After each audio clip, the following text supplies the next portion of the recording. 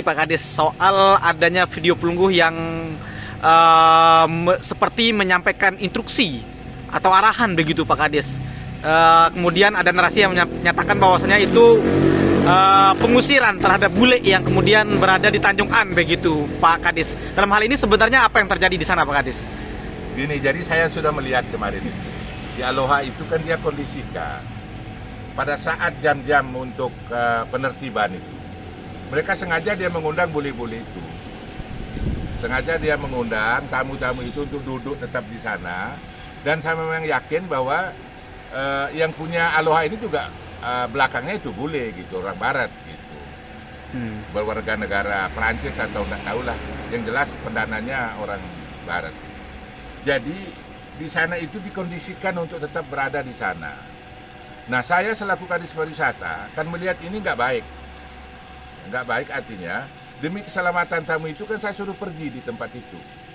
Nah, tapi kalau saya tidak mengusir tamu-tamu yang sedang berjemur, yang sedang berenang kan banyak. Tapi yang tetap duduk di tempat itu seakan-akan memang dikondisikan untuk begitu. Ini saya tahu lah. Nah, adapun framing di media yang mengatakan pengusiran bule itu nggak ada. Justru kita mau welcome tamu sih. Nah, ini yang saya katakan sebagai kemarin.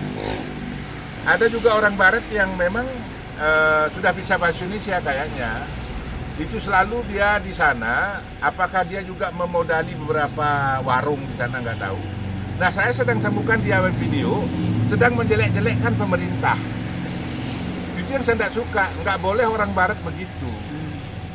Malah saya akan laporkan dia ke imigrasi.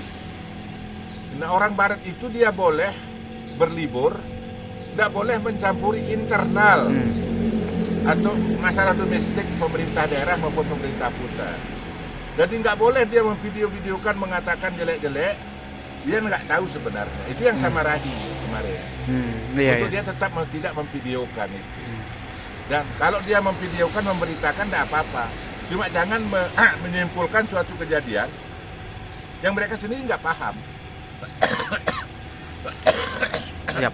Oke, baik. Artinya Pak Kadis sebenarnya yang kemudian bule bertahan dari saat kemudian banyak ada petugas yang akan melakukan pengosalahan itu, mereka kenapa Pak Kadis dalam hal ini? Artinya gimmick aja atau apa dalam hal ini berarti? Kalau dalam berdasarkan ini kan pola seni dalam mempertahankan diri. Seakan-akan kita akan melakukan penertiban ketika ada orang bule di sana. Iya. Makanya saya menyuruh bule-bule itu keluar di tempat itu demi keselamatan. Iya, iya. Pak Kadis, kemudian dalam hal ini juga beberapa warung menunjukkan bukti pembayaran pajak kepada Pemda Lombok Tengah, Pak Kadis.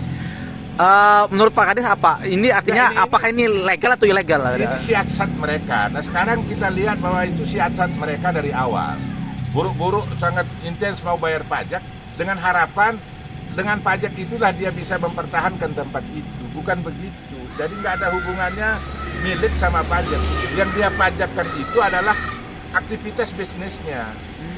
Itu dibolehkan, dimintakan. Itu kalau tidak salah Permendagri itu. Siapapun yang melakukan aktivitas usaha, ya, itu boleh dikenai pajak penghasilannya. Ya. 10% itu dari makan minum kalau dia restoran, itu bisa diminta pajak. Meskipun tidak punya izin Pak Kadis ya, tetap belum.